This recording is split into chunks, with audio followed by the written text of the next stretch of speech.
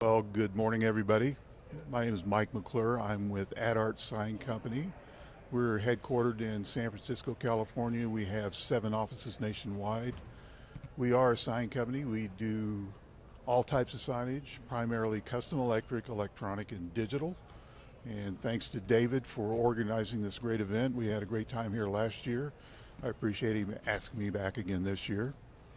Uh, And a little bit like last year, I'm not going to really talk a lot about what I do, just kind of a little bit about retail, the retail industry, my perception of it as a sign professional, and maybe talk a little bit about some of the things that are going on and some of the things we can do to help improve. I'd like to start out with just some random thoughts from RECon. Um, I love this. I know you've noticed on all the doors we've got less pretense, more profit, less hesitation, more handshakes, less doubt, more deals. Whoever come up with that, I really like that. I was here back in March for the NADA convention, National Association of Auto Dealers, and what an unfriendly bunch. I mean, those guys will walk around, and I don't have my badge on, but they'd have their badge turned around where you couldn't see their name, and they had coded badges a little bit like what we do, but you were always looking for the red badge that said dealer because that's the man you wanted to talk to. They wouldn't make eye contact, they wouldn't shake your hand, they just basically ignore you whenever they walk by your booth, and you don't see that here. Here people are friendly, less hesitation, more handshakes, they'll talk to you. A lot of times they're in a hurry to get somewhere, and maybe they don't have more than a minute or two to talk, but just this is a much friendlier, outgoing crowd, and maybe it's because of the nature. I know auto dealers are in retail too, but it's kind of a different area of retail. But maybe by the nature of being in retail, we're just more friendly because it's more of a people-oriented type of business, whereas auto dealers, it's like, you have a trade-in today? You want to make a deal today? What's it going to take to get you to drive off the lot with this car today? That kind of thing. But anyway, I'll probably never get asked to go back to NADA, but I don't know if I want to go back there anymore. I also had an opportunity on Sunday to go to one of the professional development seminars with Yarmir Steiner with Steiner and Associates. And he was talking about the reinvention and redevelopment and repositioning of a property. And there's a couple of things that stood out I kind of wanted to share in case nobody else got to go to that. He said that the 2 main goals of a shopping center are, 1, to deliver customers to their tenants, in other words, to capture customers for them, and then to help their tenants build their brands. And I look at that, I was kind of excited to hear that because that's kind of what we do. We help tenants capture more customers through their signage. You can't engage a customer that can't find you. And then we also help build the brand by maintaining brand consistency throughout all signage and all aspects of branding for the store. So I was interested to listen to his thoughts on that. He recently wrote a great article that was in Chain Store Age back in September of last year. It's titled "Stop Trying to Be Amazon and Start Being Inspiring." And throughout this talk today, I've done some research on some of the things I'm going to talk about. And if anybody's interested in getting the links to where these articles are, just give me your card or email me, and I can provide the links, and you can look up some of this stuff. And it's interesting articles, and there's lots of links to other articles through there. It's kind of an interesting thoughts on what's going on in the industry. Then on Monday night, I was down at the Marcus and Milchap Retail Trends panel discussion, and I heard a couple of really great lines from down there. One was from Daniel Hurwitz, Raider Hill Advisors, and he was talking about retail, and he said, and this is his quote, "We're not overbuilt, we're just under demolished." And I thought that was really good. So, and then one of the questions asked in the entire panel was, "What keeps you up at night?" I don't really recommend that a question you ask your customers, but that's kind of an old and tired phrase. But anyway, and again, Daniel Hurwitz said, what keeps him up at night was tenants who are unwilling to realize that they are bad merchants. So those are a couple of random thoughts on RECon. You know, RECon's, or let's get smart at RECon. It's just like a box of chocolates. You never know what you're going to get. So, but yes. I was asked what keeps me up at night. Not much. After the day I usually put in, I go right to sleep. I really don't. What I tend to do is, if something's really on my mind, I write it down. Maybe write down what I want to do about it tomorrow. Set it aside, forget about it, and go to sleep. When I get up in the morning, it's still going to be there. And then maybe somewhere in the night, my subconscious has come up with a plan to attack that problem and take care of it. So that's what I do. Also, could you speak up? It's very hard for us. Everybody will hear you in the video, but I can't hear you now, so it's difficult for me to ask you. Okay. All right. I'll try to enunciate and be a little louder. But we all know retail is changing, and we all need to adapt to that change. A good place to start is, I was thinking about this, it's obvious what's going on in retail. We all know that. David, and this is how this thing started. We talked about it 3 years ago. And I thought about, well, why don't we look at this from the consumer perspective, which we all are consumers as well. Not only we depend on the retail industry for what we do, but we participate as consumers. So I started thinking about, well, what is it that I don't like about retail? Because I order stuff online. It's not my primary form of shopping. I don't really shop that much. My wife does most of that, but we do shop together every Saturday. We go to the grocery store, we get the things we need. And usually if we want something, we either go get it or do a little research online, and then we go buy it. But so I started thinking about what I dislike, and I thought, well, I don't know if I'm the typical consumer, so why don't I do a little research online?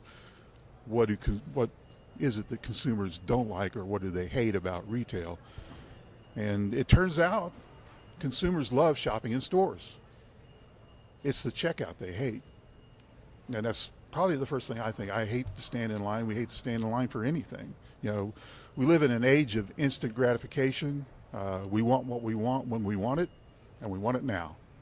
And I think the online retailers have realized that, and they're trying to help us get that as quick as possible. And I think the stores and the retailers that are successful are the ones that are developing omni-channel systems that help facilitate that as well. But in no particular order, here's what I found online that consumers hate about retail: parking, finding a place, then trying to find your car after you leave or when you're ready to leave. Too much or too little attention from store associates. What do you usually say whenever a store associate comes up and says, "May I help you?" "Oh, I'm just looking." Or associates talk too much and listen too little. And associates who don't know their products. And with the internet, I think if we're making a major purchase or a significant purchase, may not be major in monetary value, but something that's important to us, we've done our research, and a lot of times when we go there, we know more about what's available, what the new model is, what the new bells and whistles are than sometimes the store associates do. We can actually give them a little education, help them in their job.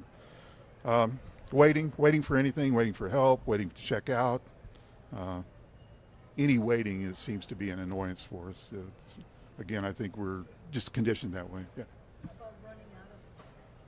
When you go to get it and they're out of it, and you're like, how could you be doing that? I think that was actually on the list. Probably, too little product, and that is very annoying. I find that so annoying. And a lot of times, what I do online is if I'm going to go to Home Depot or Walmart or someplace where I know it may not be something they're necessarily going to have all the time.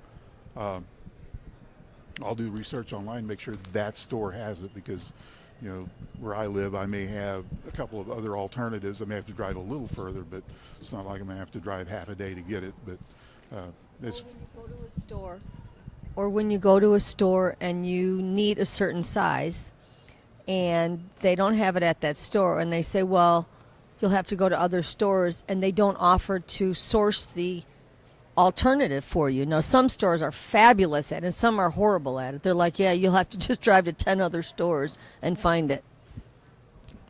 yeah, that's another annoyance. I think I can tell an example that a couple of examples. Again, I'm not picking on Walmart, but you know, they're actually one of the major retailers I feel is fairly successful in the arena in the new area of retail, and they're definitely making the expenditures and the investment in capital to get there. But a couple of years ago, our daughter ordered a Christmas gift. It actually wasn't for us; it was for our son, who, you know, she lives in another state and he lives where we live. She ordered and had it. She found it at a specific Walmart and asked us to go pick it up. Well, we get there, nobody knows where it's at. And again, this is a couple of years ago. Hopefully they've improved their tracking system a little better, but I'm not so sure. So nobody knows where it's at.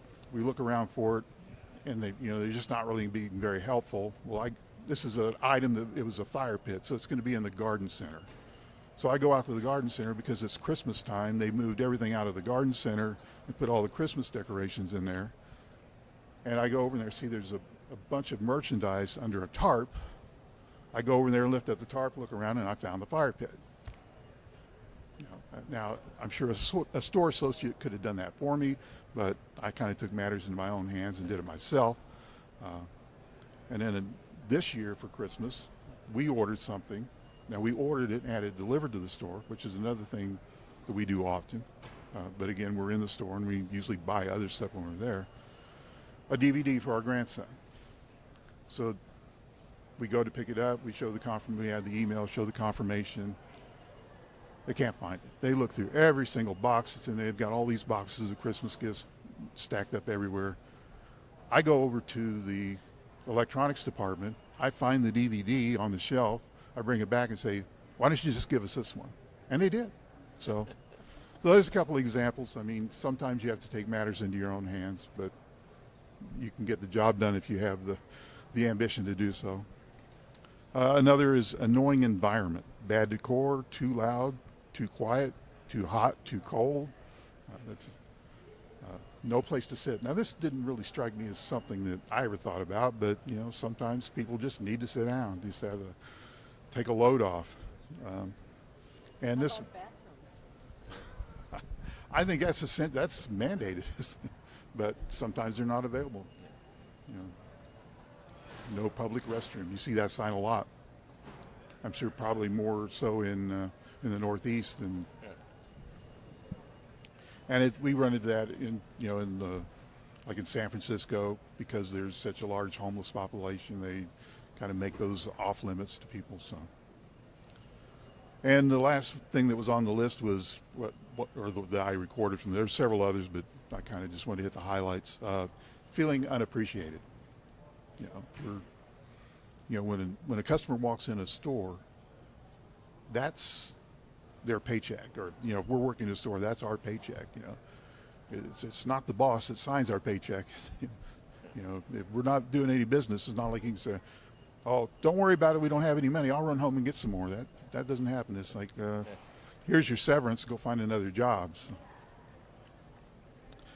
So there's solutions to all of these annoyances or things that consumers don't like about retail. But there's no one size that fits all. I mean, there's some things that will work for part of the problem, but may not work for everybody. I mean, as far as parking, there's valet parking. There's parking counters. When you go into a garage, you can see maybe level 2 only has 3 parking spaces, but level 4 has 35. So if you're in a hurry, you might want to just go to level 4 and walk down, because you can park quickly. parking apps. There's parking apps where tell you where the parking spots are. There's drop off and pickup, and then eventually there'll be autonomous vehicles that will drop us off and pick us up. Waiting in line. Sometimes you just need to have more staff, more people to man the registers. I mean, nothing frustrates me more than going to a store and seeing that there's 10 registers and there's only one person running one of them. So, sometimes I just put it down and go, just leave. Other things are pay apps. There's Apple Pay, Google Pay, Walmart has a pay app. There's Amazon Go. I think we're going to see more and more of that in the future, particularly as the technology advances. I think retailers are still deathly afraid that somebody's going to steal something from them. But I think for the most part, we're pretty honorable people and we do the right thing. And then for an annoying environment, and we hear this all the time, this is the buzzword, create an experience. Everything's the experience. 2 or 3 years ago, we were doing placemaking. Now it's experiential. So that's kind of the new buzzword. So as far as experience, I'll relate a little story. And this is, I'm dating myself here, going way back. When I was in high school, I used to make sandcast candles, casted candles. I used to decorate jeans, and I took them down to the local head shop and sold them and make money. I guess I was an early entrepreneur. But I remember walking into that head shop, and there's black lights, posters on the wall, there was incense burning, there was music playing in the background. And if you've ever been in one of those, you can probably go back there right now in your mind and smell that incense, smell the patchouli oil. And that was an experience. It created an experience. It set a mood. Now, I was a young kid. I didn't have a lot of money. I didn't buy a lot of stuff. I did buy a few posters, but that's an example of creating an experience. But we need to create experiences that appeal to people's emotions. People buy on emotion, and then they justify with logic. And one way to appeal to people's emotion is to tell compelling, authentic stories. Whether it's through the branding, through the visuals that are on the wall, or in our case, we use digital signage that can tell the story of the brands, just stories that engage people. Human beings love to tell stories. Machines, not so much.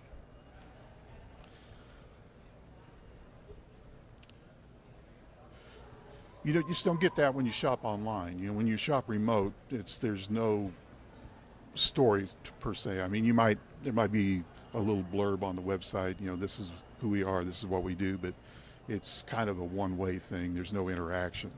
In person, you get that social interaction.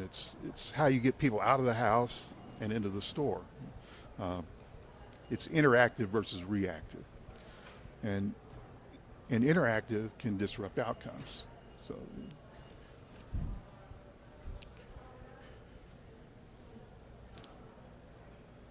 So when we're addressing issues that consumers dislike, creating compelling emotional experiences, it leads to customer engagement. Engagement is being able to do something with the experience, a call to action, and customer loyalty. You need to shoot the wow. When it comes to customer loyalty, would you rather have a satisfied customer or a loyal customer? Or let me put it this way, would you rather your spouse be satisfied or loyal? Oh, man. I think both. Hybrid. Loyal customers are the lifeblood of any successful business. Acquiring new customers is important, but it shouldn't be done at the expense of retaining existing customers. The cost of acquiring a new customer can generally be about 5 to 7 times the expense of keeping an old one, and keeping somebody happy, keeping them loyal. And that doesn't take into account the opportunity cost of losing an existing customer. The lifetime value of a customer is about 20 times their annual sales volume. So if you have a customer that annually spends about $1,000 in your place of business, that translates into about a $20,000 loss over the lifetime of that customer. So it's really important that we maintain that customer loyalty and do whatever we can to keep our existing customers happy, more than satisfied, loyal. The great Jeffrey Gitomer wrote a book on that. It's called Customer Satisfaction is Worthless, Customer Loyalty is Priceless. So I would recommend that if anybody wanted to get that book. I'm going to wrap up here. Maybe. That's why I didn't want to hold the microphone. You're doing great. Thank you. So, in conclusion, if we want to be successful, study success. If you want to succeed in retail or any business, study those who are succeeding and do what they do.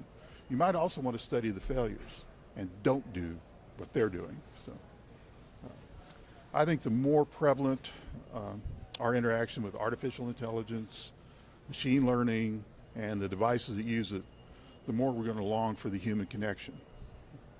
I think businesses that can utilize new techniques in careful and thoughtful ways and still maintain the human touch are going to be the ones that succeed in the future. If you have any questions. What's your feeling on self-checkout? I think it'd be a good thing. Are you talking about where you just go to the stand and,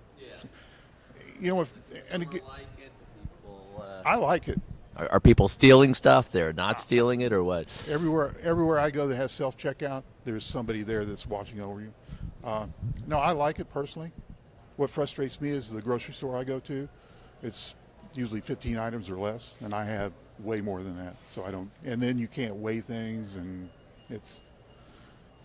but for the most part, yeah, I like that. Have you ever been to Sam's Club and used Scan and Go?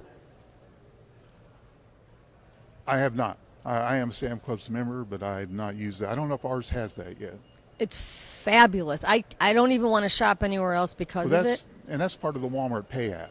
I didn't even know Walmart had a Pay app until I did a little research the other day. When you walk through the store, you just scan what you buy, and that's it. Yeah. And then you walk out. And the Walmart Pay app works exactly There's the no same way. lines. So I have a question. Do you think with the changes in the retail world that have you had to rethink how customers interact with your signs? Yeah, and that's one of the things I try to do here at RECon. That's what I love so much about RECon is that I get to interact with all different phases of the industry, not just the developers or the retailers, but other people that are ancillary to the industry and find out their thoughts, what they're doing. And I'm constantly trying to think, how can we better help our customers through the technology that we provide? And that's digital signage is an important thing. We do a lot of electronics. That's a lot of times that's usually outside, but more and more it's come indoors. I had somebody stop at our booth yesterday who's interested in a video wall, but they don't want the bezels that you get from an LCD screen. And with direct view LED getting down to 2 millimeter in resolution, it's essentially the same as an LCD screen, and it's made to be viewed very close and still have a crisp, high resolution image. So yes, I'm constantly trying to think ahead, think what's, if you're trying to catch up with what other people are doing, you've already lost. So I'm trying to think out in front, what's next. And there are some exciting, innovative products out there in our industry that I think are going to really help going forward. So. Anyone else? Well, thank you, Mike. That was absolutely Thanks, terrific. everybody. Okay.